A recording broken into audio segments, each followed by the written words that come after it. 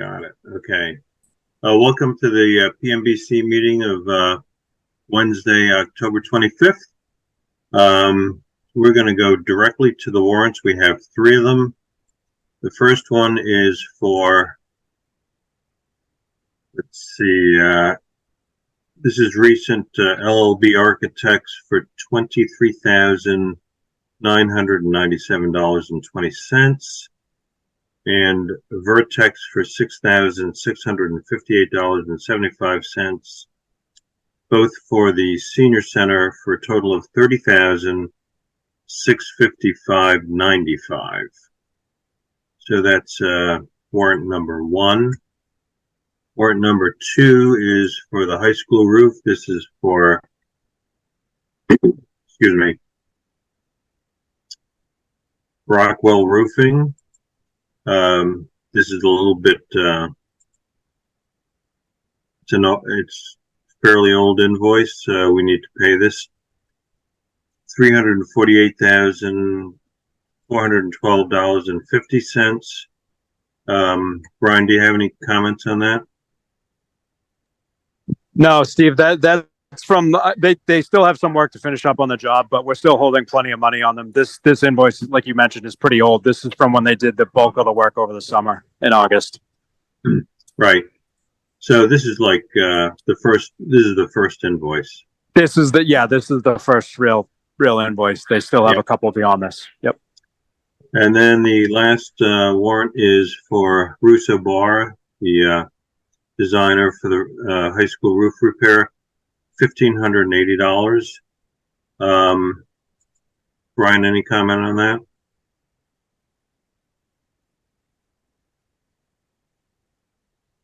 That's also an old invoice. So I'd like a motion to approve all three invoices or all three warrants. I'll make that motion. Second, Mike Studo. Okay, great. Roll call vote. Bartlett? Bartlett, yes. Mike? Mike Studo, yes. And Brian? Brian Pasquale, yes. And Steve Moore, yes. Thank you very much. Brian, can you hang on at all for a few minutes, or do you have to run? No, I can hang on the call for a few minutes. Okay, so the next item is the Shaker Lane feasibility study. I'm working with town administrator on some language for the MSBA, and I'm going to meet with him tomorrow morning at 9. So that's kind of the update. We're still on the November board as far as I know. And library, anything, Brian? Yes. We have confirmation that we have fully submitted to the greenhouse for our LEED accreditation. So we've been told that we should have a couple weeks of their final review, and we'll be getting their final determination. So appreciate everyone's patience. We finally got through to management at our design firm that was doing the submission.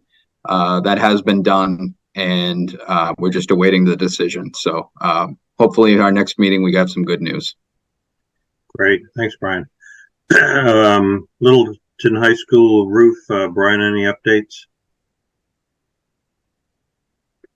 No major updates, Steve. They still have that one annoying punch list item with the piping penetrations to wrap up, but they're still waiting on that material. So we're still holding money until they complete that. But other than that, we're all set. Great. Okay, thanks. And Brian, the senior center? Yeah, we've had some great progress with the senior center. We, as of about 5 o'clock this afternoon, I received the first draft of the guaranteed maximum price from Commodore Builders.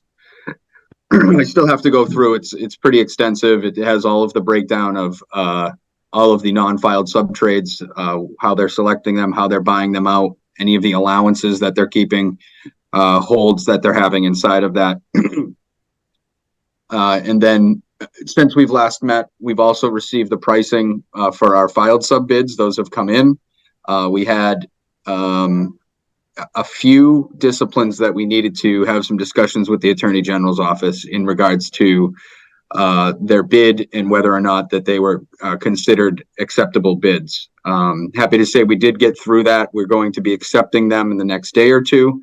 Commodore has already drafted their guaranteed maximum price with the low bidders that we had for our filed sub bids. Unfortunately, we had the low bid for our electrical division was a subcontractor that had not pre-qualified. So unfortunately for them, they went through the process of submitting a bid, but they must not have read the first few pages of the specification that kind of details how the pre-qualification went and the extent that the project team had done to vet out these contractors. So unfortunately, we can't take them. We will be going with the second lowest electrician. That's the same electrician we had on the library. And there was not a big spread between first and second, so it wasn't a big budget buster. So that was a good news.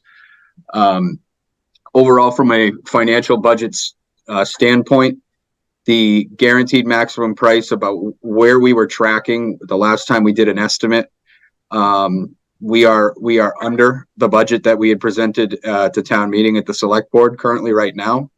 So I'll be vetting the GMP that they submitted, and I will be refining the placeholders that I have in the budget for furniture and other owner supplied items.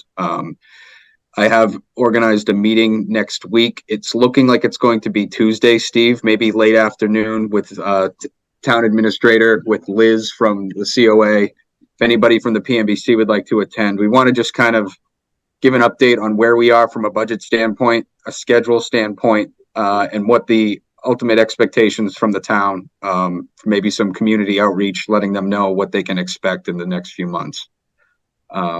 But overall, we are tracking in a good position. I was happy to see the numbers where they were. I think this project's going to start to come to fruition in the next few months.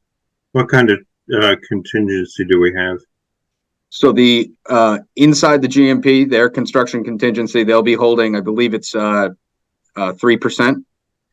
Outside of that, the owner right now, the original budget that I was holding was roughly 3%. And what I'd like to do is to see what we have on the savings from our original estimate. And I'd like to make sure that our budget has a contingency that I'm comfortable with before we present it to the select board. So if there were some savings that we had some line items in there for design contingencies for escalation. Those we don't need anymore because we now have our hard bids. And so if there are some funds that can replenish that construction contingency to get us back up into a reasonable, maybe 5%, that's what my recommendation is going to be. But we'll probably be looking at, $400,000 in a construction contingency for hard construction change orders. Okay, great, thanks. Yep. Any questions for Brian? The only last update I have is that the GMP that they are presenting does not include the solar system on the building. We did put it in as an alternate. And so we do have hard pricing for it. So we have an idea exactly what that system would cost in order to put on that building. But it will be a decision for the town. Whereas I'm not sure if we'll be able to absorb it in our budget safely. But we will know exactly what that cost would be if they were looking to achieve any type of grants in the future. Sort of like the library. Correct. Yep. Okay. Any questions for Brian? Will we be able to see the GMP? Yeah, I definitely. I will send it out. I'll give it a quick pass in the morning, Mike, and then I'll send it out to you guys. Okay. Yeah, I was glad I caught that union issue. I talked to someone who had worked there not even a year ago, and they weren't signatory to laborers.